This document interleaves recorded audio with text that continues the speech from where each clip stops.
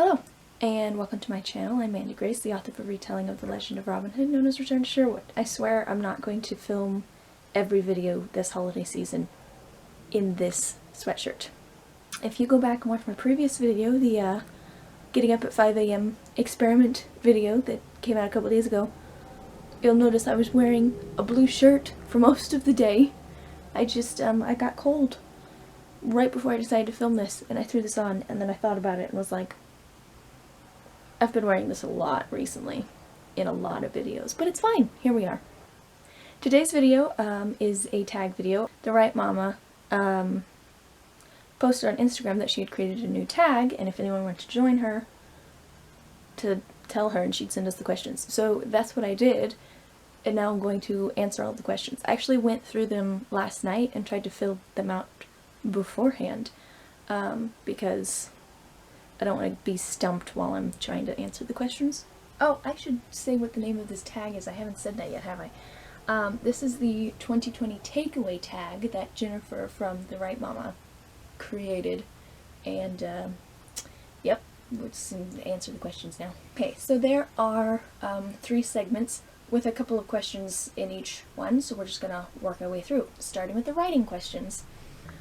What kind of creative work did you do in 2020, and how did you feel about the end result? Published Return to Sherwood in 2020, back in May, which feels like 100 years ago at this point. I keep forgetting, in fact, that it happened this year. It doesn't feel like it belonged to 2020 at all. It was ages ago. I wrote Return to Grace this summer. Technically speaking, I had a version of Return to Grace prior to 2020, but in 2020 I re-outlined with Save the Cat because I had just gotten into using Save the Cat, which was amazing. But anyway, I outlined with Save the Cat and rewrote basically the entire novel this summer, which was a lot of fun. And then I published Return to Grace in 2020. I've been doing a lot in 2020, apparently. The publication of Return to Grace still feels somewhat unreal. Like, has it actually happened? I don't know. Can't really answer the how do I feel about the end result publishing Return to Grace, because I don't know. It doesn't feel like it happened. Another creative thing I did was writing most of my fantasy story that's based off of Arthurian legend. I got about halfway through it for NaNoWriMo, so that's something that happened. I absolutely love this story, and I'm excited to actually finish the first draft. I'm excited to start revisions, because I already have things that I know need to be added or changed, so I'm excited about everything to do with Messiah's story. I did not remember this, but I went through my my YouTube channel, all the videos in 2020, just scrolling through. I wasn't watching them, I was scrolling through on my page to see what I had done in 2020 in order to answer this question, and I realized that back in April for Camp Nano, I was working on my other fantasy story, which I do not really remember working on in 2020 at all. Yeah. Return to Sherwood's publication and working on that other fantasy story just don't feel like they happened in the same year as Return to Grace. Anyway, that's question number 1. Let's go to question number 2, shall we? How would your protagonists have, well, its protagonists have reacted to the chaos of 2020? The protagonists of my Return to Sherwood series, with Return to Sherwood and Return to Grace, would have been fine. It's Robin Hood and his gang of outlaws, and they've dealt with Prince John and being hunted by a mercenary and their children being kidnapped, and they fought in the Third Crusade, and they have been through a lot multiple times. 2020 would have just been an average year for them. With my Nano story, the protagonists are the twins Messiah and Arturius, and Messiah probably would have been fine. Messiah would have been fighting back, you know? I mean, she would have been marching in every single protest this year. She would have been politically active during election season. She would have funded the research for, a vaccine for this pandemic. She would have done all the things. Also, she's magical, so she probably would have just cured the pandemic. That's how Messiah would have reacted to all of the things. And Arturius would have kept everything lighthearted and fun, similar to Robin and Will and Alan and everybody. he would have just made sure that there was still joy in everyone's lives, despite 2020 being what it is. The third writing question. What is a positive writing lesson you will take with you into 2021? I think the biggest writing takeaway from this year, especially the latter half of the year, is just that I can write big novels. It seems like a small thing or a rather absurd thing, but this is huge for me because I'm a chronic underwriter and I don't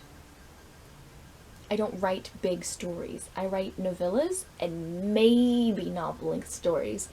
And that's after I go through with revisions and try to add description and things. I don't know, all the things.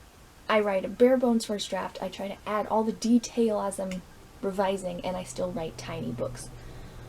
But the last two stories that I've worked on, which was Return to Grace, the rewriting of basically all of it, and then my NaNoWriMo story with Messiah's story, both of them are huge for me. Like, my average writing of a book, they're massive for me. And with Messiah's story, one, I'm not done with the first draft yet, and two, it's the first draft and it's massive, and I'm loving it. I'm loving that I can do this because I'm still underwriting. Like, even in Messiah's story, which is my biggest story to date, I'm not doing all the details, all the descriptions, all the things, because I don't do that the first time around. I am an underwriter. I don't do all the words. So even in spite of not doing all the words, I'm able to create a much fuller story than I have in any other year. So I feel like in some ways the bigger word count this year is more reflective of my growth as a writer and how well I tell stories now. I don't know. I'm really enjoying telling big stories now. So anyway, that is the sort of like writing thing that I'm taking into 2021. It's not really a lesson per se, but that's what I'm doing. The last thing is to share a quote that you wrote or read this year. And while I did a lot of writing this year, I could not come up with anything for a quote to read, so I just skipped over that. And I'm just going to read a quote from Harry Potter because I read those recently.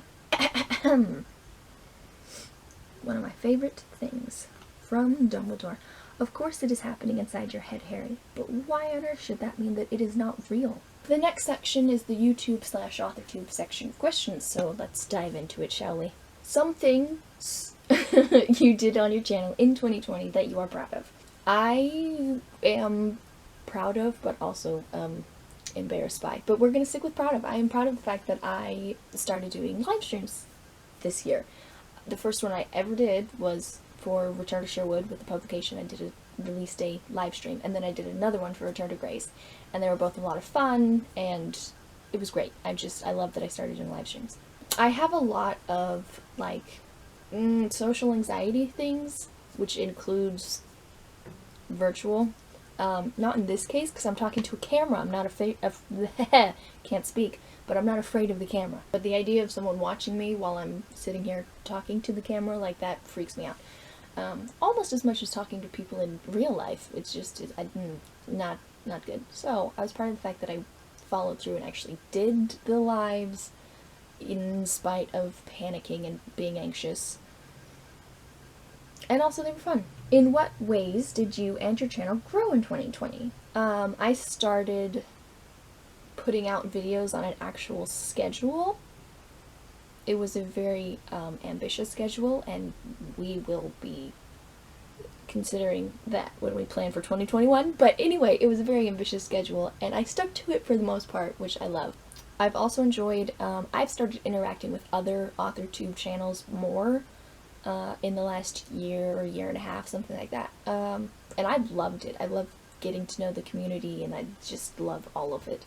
And I started this year doing reading vlogs and book reviews and really leaning into my love of books and not just my love of writing. And I love that. I love that my channel reflects more of me as a whole now. I realize books and writing are related.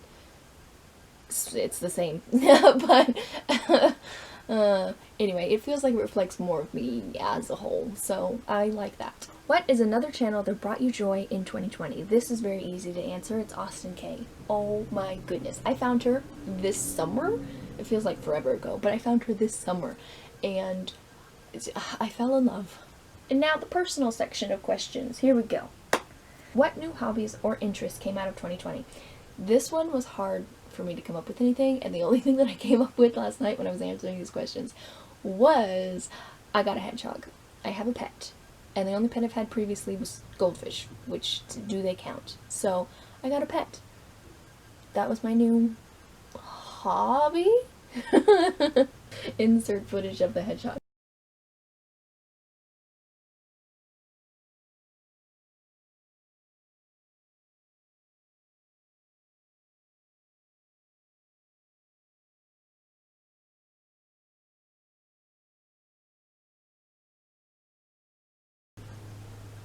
He was kind of a spur of the moment decision, not gonna lie. My sister is obsessed with hedgies, and I like them, and I would sit next to her and look at pictures, and you know, they were cute and adorable, and I liked them, but I wasn't as obsessed with them. And then all of a sudden I was just like, yep, I'm buying a hedgehog, and I did. I don't regret it at all. He's amazing and adorable, and the grumpiest hedgehog you will ever meet. He meshes with my personality very well. He's just like, leave me alone and let me sleep. And I'm like, I feel you on a very deep level, Valerian. We are one. What would you tell your past January 2020 self to mentally prepare for this year? Oh man, I would tell January Mandy to prepare for the negativity of the people. Because I've been okay this year with the pandemic that shall not be named, with, you know, the political upheaval and like the tragic things that have been happening. I've been okay. I've had opinions about them, I've been heartbroken about things, but I've been okay. But then I interact with the world around me, either on the internet or in real life, and everyone is crazy and very angry about everything, and it just brings me down. Like, I was okay, and then I talked to someone and it's like, now I'm feeling negative, thank you. And yeah, that's what I would tell Mandy to prepare for. You know, brace yourself for the world at large, because there's a lot of angry, negative people out there. What 3 positive words can you focus on come 2021? This is going to sound really, really like hallmarky cliche, but the 3 words that I thought about last night were fresh, clean, and beginnings. It's going to be a brand new year. I'm going to be tackling new projects because I have, after 8-ish long years, I have come to the end of my Robin Hood stories that I've been writing since I was a teenager. So it is really an end, and I'm starting completely new things next year. And also hopefully it will just be a nicer year to live in. So yes, the fresh, clean beginnings. That's what I'm taking to 2021. The Right Mama's video will be in the description. Go watch it. That would be the thing to do. Also, yeah, I'm gonna have Austin K's channel down there, so go check her out as well. I'm supposed to tag 3 people to do, you know, this tag now, but I don't really like calling people out like that, so I'm just gonna be like, if you want to do this, then do it.